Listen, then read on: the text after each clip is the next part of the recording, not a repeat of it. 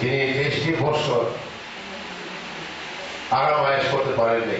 এই দেশ করে দেশটি স্বাধীনতা উনি এনেছেন। ওনার আহ্বানে মুক্তিযুদ্ধ সৃষ্টি হয়েছিল, ওনার আহ্বানে দেশটি স্বাধীন হয়েছে। এই স্বাধীনতা মানুষগুলোকে উনি ভালোভাবে ধারণ করতে পারেননি। মাত্র 3.5 বছর বয়স পেয়েছিলেন এই দেশটিকে টেনে সাজানোর জন্য, সেটা সম্ভব হয়নি। সেই ঘাতকের গোষ্ঠী, ঘাতকের দল অন্যভাবে নির্মমভাবে তাকে হত্যা করেছে সেই 1975 সালে। সেই কারণ আছে, এটা আমাদের আজকে শোকের মাস। সেই 15ই আগস্ট আমরা জাতীয় শোক দিবস হিসেবে লালন পালন করি। এটা শোকের মাস, এটা আনন্দের মাস নয় আমাদের জন্য।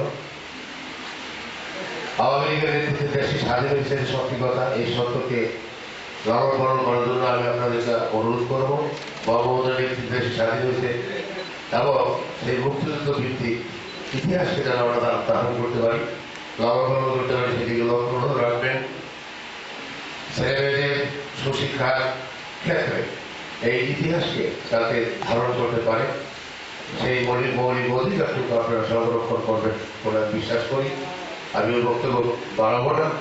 আমাদের মুক্তিযুদ্ধ বিষয়ক মন্ত্রী হয়ে সারা দেশে একটু জগৎ হয়েছে, ওনাকে ধন্যবাদ জানাই এই সাহসী ভূমিকার জন্য। 2 নম্বরই সার্টিফিকেট যারা নিয়েছিল, দেখেছেন আপনারা সেক্রেটারি বৃন্দ, বিশেষ ব্যক্তিবর্গকে কিভাবে উনি ধরেছেন। লক্ষ্য করবেন আপনারা তার সত্যনিষ্ঠা এবং সেই সুচারু একটা সুস্থ রাজনৈতিক ক্ষেত্রকে আরো সুসম্পন্ন এবং স্পষ্টভাবে পরিচালনা করার জন্য ওনার যে উদ্যোগ, তার দেশের প্রতি যে মায়া, মহব্বত, প্রেম, ভালোবাসা, দেশের প্রতি, মানুষের প্রতি সত্যনিষ্ঠাকে লালন করার ক্ষেত্রে ওনার কোনো বিকল্প নেই। উনি বক্তব্য রাখবেন। আমি বক্তব্য না রেখে সবাইকে ধন্যবাদ জানিয়ে সালাম জানিয়ে আমার কথা এখানে শেষ করছি। কথা জয় বাংলা, জয়।